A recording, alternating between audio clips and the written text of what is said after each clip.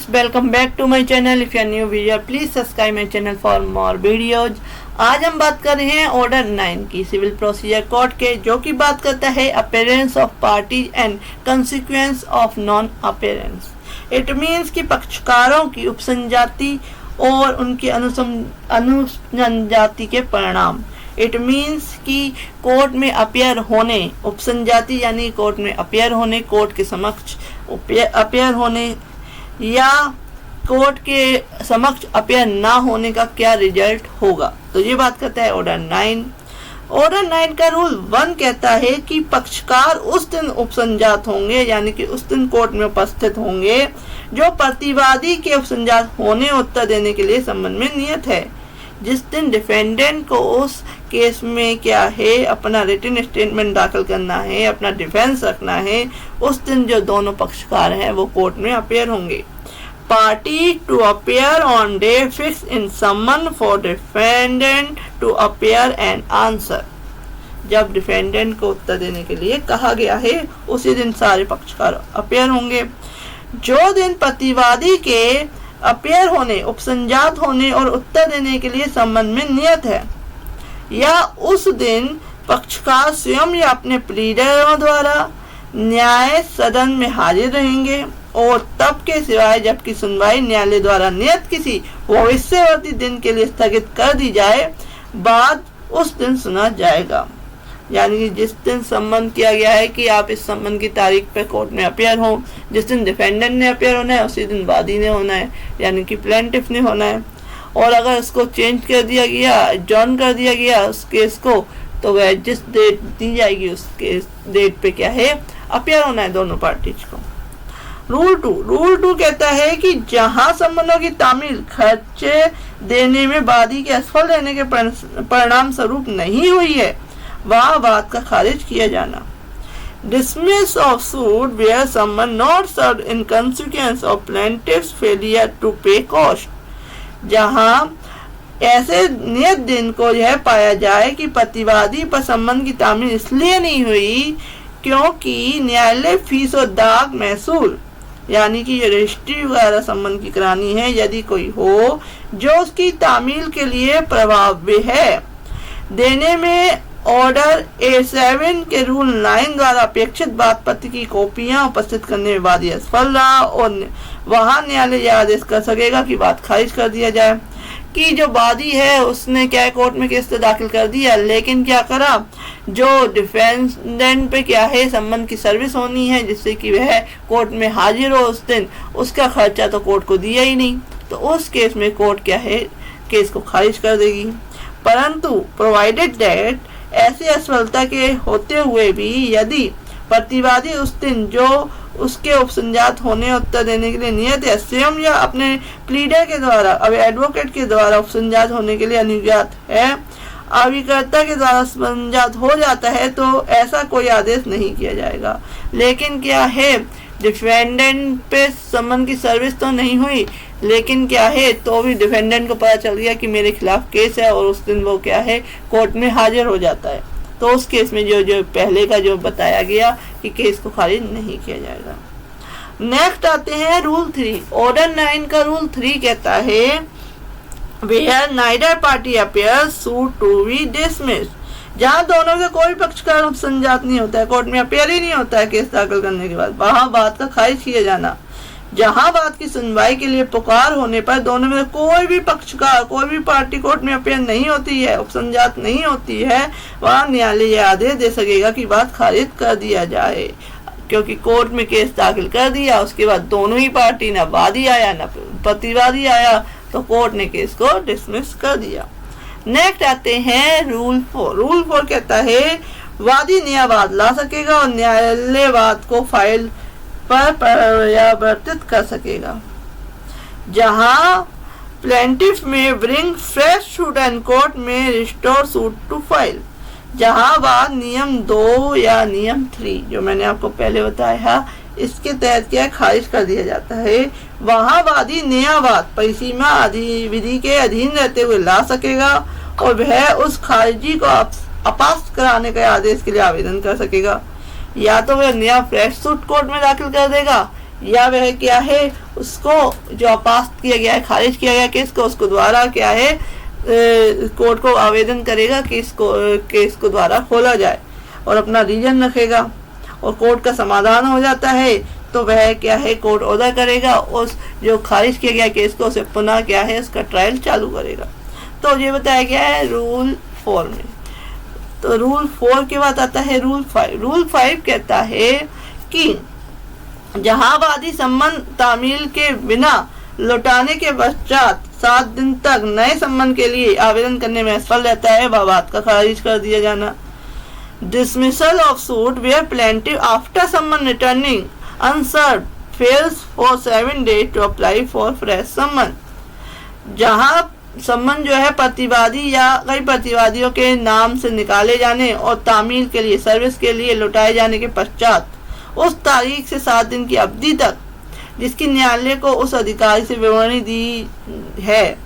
जो तामील करने वाले अधिकारियों द्वारा की जाने वाली विवरणियों को न्यायालय को मामूली तौर पर प्रमाणित करता है, वादी न्यायालय में नए सम्मन निकालने के लिए आवेदन में असफल रहता है, वहां न्यायालय यह आदेश करेगा कि बाद ऐसे प्रतिवादी के विरुद्ध खारिज कर दिया जाए।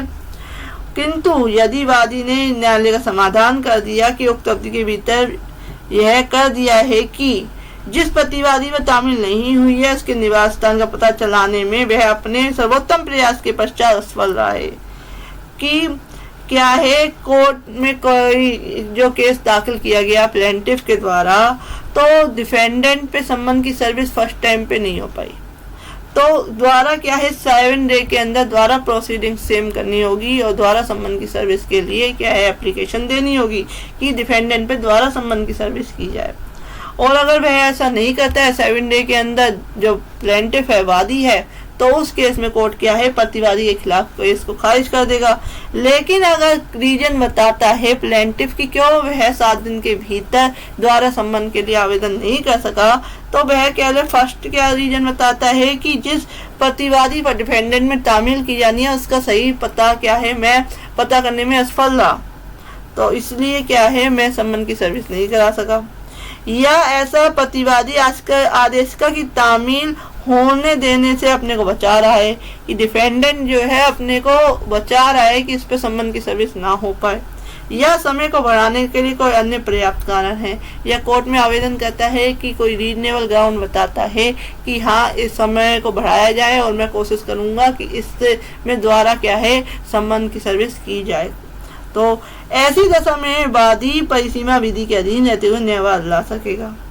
तो ऐसी दशा में जो प्लेंटिफ है वो न्यायवाद ला सकता है परिसीमा विधि के अधीन रहते हुए। नेक्स्ट आता है रूल 6। रूल 6 कहता है procedure when only plaintiff appear. जहां केवल वादी उपसंजात होता है तब प्रक्रिया क्या होगी, कि जहां बात की सुनवाई के लिए पुकार होने पर केवल वादी जो प्लेंटिफ जिसने केस दाखिल कराया उसमें वही अपियर होता है कोर्ट में, और प्रतिवादी क्या है अपियर होता ही नहीं है कोर्ट में। वहां जब सम्मन की तामील संयोग रूप से की गई है और यह साबित हो जाता है कि सम्मन की तामील संयोग रूप से कर दी गई है, पूर्ण रूप से क्या है सम्मन की सर्विस हो चुकी है और न्यायालय आदेश कर सकेगा कि बात का एक पक्षीय सुनवाई की जाए, कि केस जो किया डिफेंडेंट पे और डिफेंडेंट क्या है कोर्ट में अपेयर नहीं हुआ, और अपेयर ना होने के बाद क्या है सारे सम्मन की सर्विस सारी प्रोसीडिंग अपनाने के बाद कि डिफेंडेंट को पता चल चुका है कि इसके खिलाफ केस चल रहा है, उसके बाद भी कोर्ट में अपेयर नहीं होता है, तो कोर्ट क्या करेगी एक पक्षीय रूप में क्या है केस को सुनेगी, एक्स पार्टी हियरिंग करेगी, वह एक पक्ष को पूरा सुनने के बाद कोर्ट में जजमेंट कर देगी। जब सम्मन की तामील सम्यक रूप से नहीं की गई है, यदि यह साबित नहीं होता है कि सम्मन की तामील क्या है पूर्ण रूप से नहीं कर दी गई, तो न्यायालय आदेश देगा कि दूसरा सम्मन निकाला जाए, उसकी तामील प्रतिवादी पर की जाए कि सम्मन की सर्विस क्या है फर्स्ट सम्मन की सर्विस नहीं हो पाई है तो दोबारा क्या है सम्मन की सर्विस डिफेंडेंट पे करी जाए, उसको सूचना दी जाए कि उसके खिलाफ कोर्ट में केस दाखिल है। नेक्स्ट आते हैं कि जब सम्मन की तामील तो हुई किंतु सम्यक समय पर नहीं हुई, यह साबित हो जाता है कि सम्मन की तामील जो है सर्विस तो है डिफेंडेंट पे हो गई लेकिन वह सही समय पर नहीं हुई, कि जो तारीख दी हुई थी उससे 1-2 दिन पहले हुई, जिससे कि वह अपना डिफेंस रखने में जो डिफेंडेंट है वह असफल रहा। तो उस केस में वह क्या है, किंतु ऐसे समय में नहीं हुई कि संबंध में नियत दिन को उपसंजात होने उत्तर देने के लिए, उसे समर्थ बनाने के लिए पर्याप्त समय मिल जाए, कि डिफेंडेंट को समय ही नहीं मिल पाया अपना डिफेंस रखने के लिए। ऐसे यानी कि केस जितना है 1 दिन पहले से पता चला कि मेरे खिलाफ केस है, तो वह अपना ना वकील कर सका, ना अपना रिटन स्टेटमेंट दाखिल कर सकता। तो इस तरीके से क्या है, कोर्ट कर सकती है। तो न्यायालय बात की सुनवाई को न्यायालय द्वारा नियत किए जाने वाले किसी भविष्यवर्ती दिन के लिए मुलतवी कर देगा और निर्देश देगा कि ऐसे दिन की सूचना प्रतिवादी को दी जाए। तो कोर्ट क्या है, नेक्स्ट डेट दे देगी और क्या है, इसकी सूचना डिफेंडेंट को करेगी। जहाँ समय की संबंध की सम्यक रूप से तामील और पर्याप्त समय के भीतर तामील वादी के व्यतिक्रम के कारण नहीं हुई है, वह न्यायालय वादी का आदेश करेगा कि मुलतवी होने के कारण होने वाले खर्चों को वह दे। कि क्या है, जो संबंध की तामील है वो प्रॉपर समय पर नहीं हो पाई, उसका कारण क्या था, वादी का व्यतिक्रम, डिले। तो उस केस में जो खर्चे हुए हैं कोर्ट के, वो है ऑर्डर कर सकता है कि वह खर्चे वादी दे कोर्ट को। ये बताया क्या है रूल 6 में, रूल 6 ऑर्डर 9 का। रूल 7 के कहता है, रूल 7 कहता है कि जहां प्रतिवादी स्थगित जो है सुनवाई के दिन उपसंजात होता है और पूर्व अनुसंजाति के लिए अच्छा हेतु दिखाता है, वहां क्या प्रक्रिया होगी। प्रोसीजर वेयर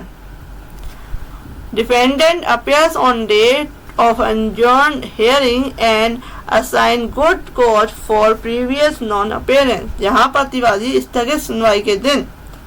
कोर्ट में अपेयर होता है